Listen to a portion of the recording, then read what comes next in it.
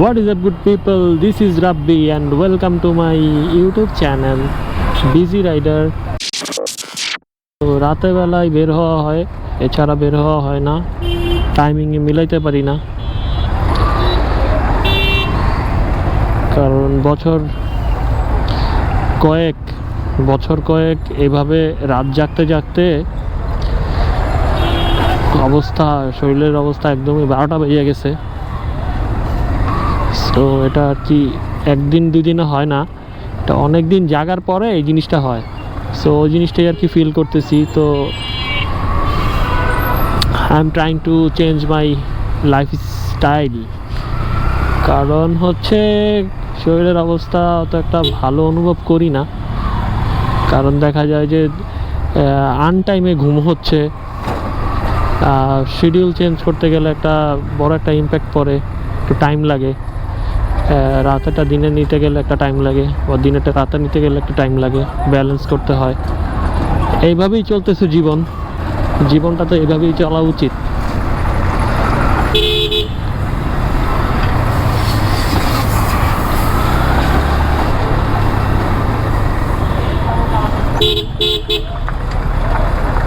এটা কি রে ভাই, এটা কি ছিল?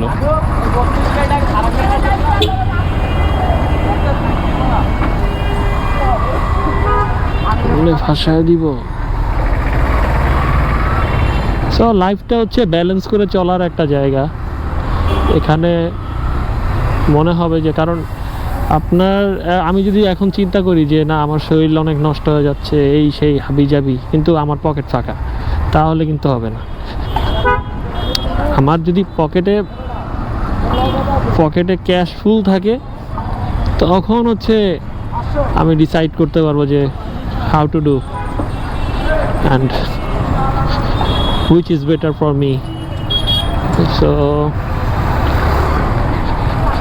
এই জিনিসগুলো আর কি মেনে আসলে চলা উচিত। যারাই আর কি অনলাইন জগতে কাজ করতেছে বা কাজ করে আসতেছে অনেক বছর ধরে, কারণ তাদের এই প্রবলেমটা হয় দেখি। কারণ রাত না জাগলে ক্লায়েন্ট পাওয়া যায় না, আর রাত জাগলে শরীরের অবস্থা 12টা, সব কিছু মিলায় একদম প্যাকেজ ফুল সেট হয়ে গেছে।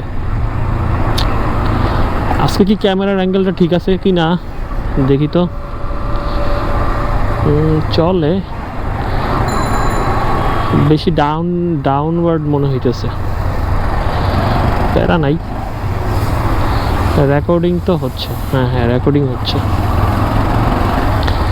সো এখন ঘড়ির কাঁটায় বেজে হচ্ছে কয়টা বাজে? 9:30। বের হওয়ার কথা ছিল। আজকের কাহিনী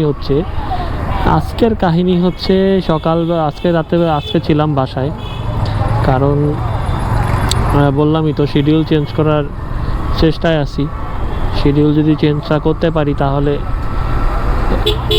আউটপুটটাও হয়তো ভালো আসবে। দেখা যায় যে হচ্ছে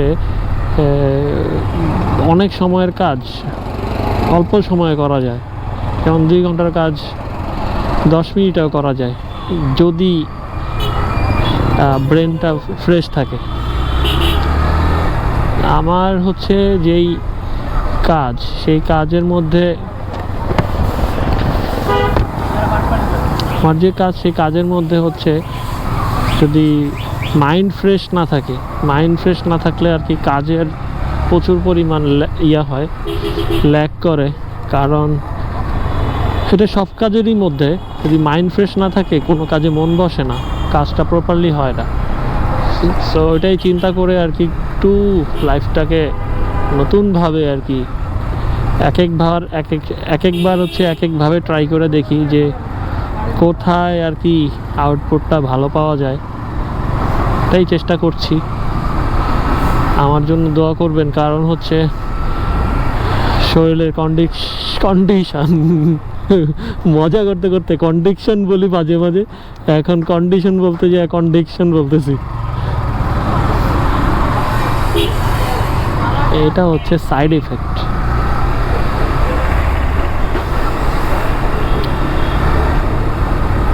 তো রাতের বেলার একটা মজা হচ্ছে এই সময় বের হইলে কোনো ঝুট ঝামেলা নাই, কোনো ঝামেলা নাই, সুন্দর মতো রাইড করা যায়।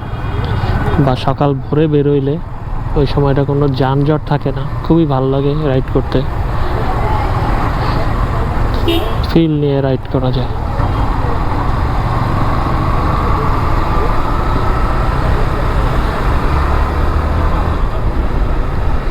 বাইকের কি বলে হেলমেটের চিন গার্ডটা লাগাই নাই,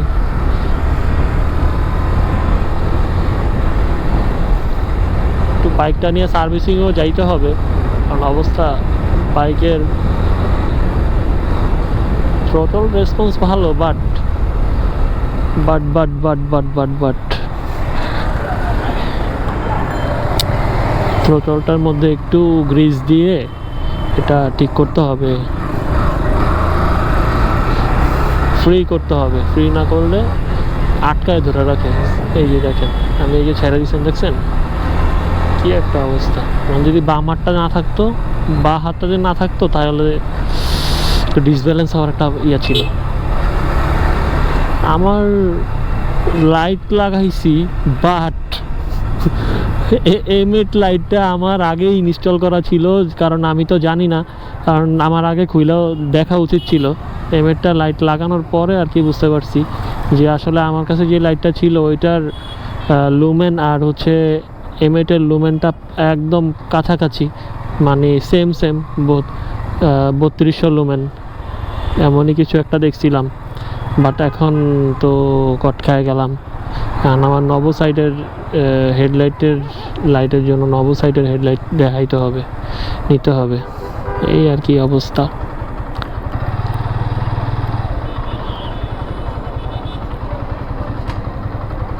তো সবাই ভালো থাকেন, সুস্থ থাকেন, আর অবশ্যই বাইক রাইড করার সময় অবশ্যই হেলমেট, একটা সার্টিফাইড হেলমেট ব্যবহার করার চেষ্টা করবেন, কারণ একটা সার্টিফাইড হেলমেট আপনাকে অনেক ছোটোখাটো ইয়ে থেকে আর কি দুর্ঘটনা থেকে বাঁচাবে। কারণ বর্তমানে প্রতিদিন আর কি প্রচুর পরিমাণ বাইকার অ্যাক্সিডেন্টের শিকার হচ্ছে। সো সেই পার্সপেক্টিভে আর কি একটা ইসি বা একটা ডট সার্টিফাইড একটা হেলমেট এখন খুবই কম প্রাইসের মধ্যেও পাওয়া যায়, খুব কম প্রাইসের মধ্যে। যেমন আপনি যদি 5000 টাকা বাজেট করেন, তাহলে 5000 টাকা বাজেটের মধ্যে কিন্তু একটা সার্টিফাইড হেলমেট আপনি পাবেন 5000 5500-এর মধ্যে। যেমন এই যে আমার ফ্যাসিডের যেই হেলমেটটা আমি এখন যেটা পরে আছি ব্ল্যাক কালার, এই হেলমেটটা আমি নিয়েছি হচ্ছে 5500 টাকা দিয়ে। সো আর হচ্ছে পিলিয়নের জন্য একটা হেলমেট নিয়েছিলাম আমি, পিলিয়নের জন্য যে হেলমেটটা নিয়েছিলাম সেটা হচ্ছে একদমই বাটি হেলমেট বলা চলে, ওইটা 200 টাকা না 150 টাকা দিয়ে নিয়েছিলাম। জাস্ট খালি নিয়েছিলাম একটার কারণে যে মামলা টামলা দেয় মাঝে মাঝে, বড় হেলমেট ক্যারি করা যায় না, এই জন্য আর কি ছোটো একটা হেলমেট পিছনে রাখা ভালো। এটা একটা কি বলে, যারা আর কি সেন্সিটিভ যে বাইকের বিষয়ে যে কোনো হ্যাসেল পোহাতে চায় না, তারা একটা ছোট একটা হেলমেট আর কি ক্যারি করে। আর যদি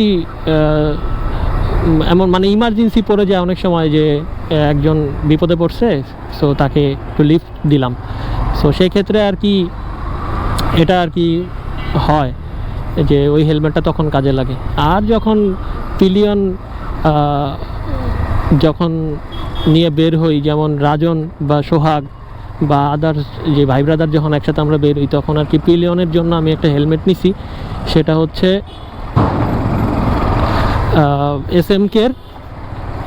এসএমকের মডেলটা মনে নাই, এসএমকের যে হেলমেটটা দেখেন ওইটা নিছি, ওইটাও সার্টিফাইড হেলমেট,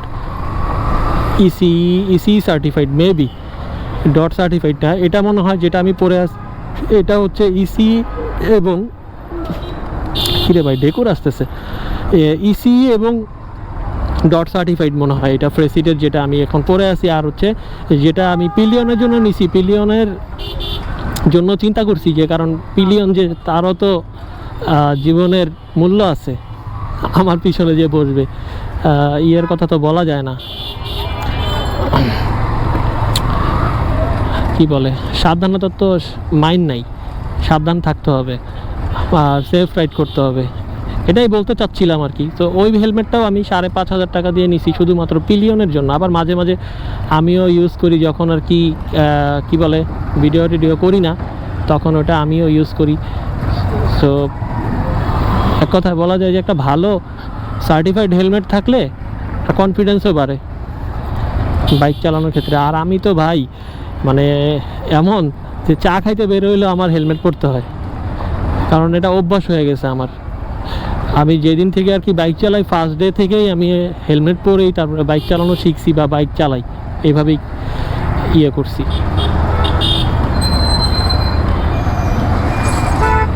আরে ভাই এত ভাঙ্গা এই 60 ফিট রাস্তাটা, মনে হইতেছে যে একটা অফ রোডের মতো হয়ে গেছে, অবস্থা প্রচুর খারাপ। এই রাস্তাটা ঠিক করবে কবে আল্লাহ মাবুদ জানে। সো এই আর কি, আপনারা একটা সার্টিফাইড ভালো হেলমেট ব্যবহার করার চেষ্টা করবেন। অনেক ধরনের ব্র্যান্ড আছে, আমি যে দুটা ব্র্যান্ড বললাম এটা কিনতে হবে বিষয়টা এটা না, আর অনেক ব্র্যান্ড আছে। কি জানি একটা ফোন আসছে, দেখি ফোনটা ধরতে হবে। বাইকে উঠলেই ফোন দেয়, অথচ ফ্রি যখন থাকি তখন ফোন আসে না।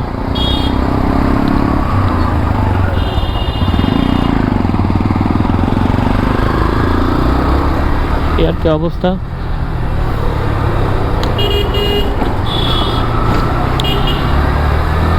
তো সবাই ভালো থাকেন, সুস্থ থাকেন। আবারও একই কথা বলতেছি, ভালো থাকেন, সুস্থ থাকেন।